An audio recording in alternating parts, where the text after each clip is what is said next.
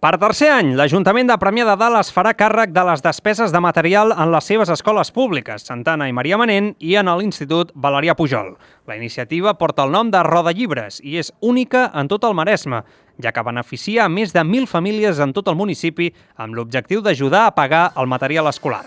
El pressupost destinat és de 140.000 euros i es calcula que els alumnes d'entre P3 fins a segon de batxillerat s'estalviaran de mitjana entre 200 i 400 euros a l'any. Des del 2014 s'han invertit més de 600.000 euros en renovació de material escolar. En molts casos, durant aquests 3 anys les famílies s'arribaran a estalviar més de 3.000 euros.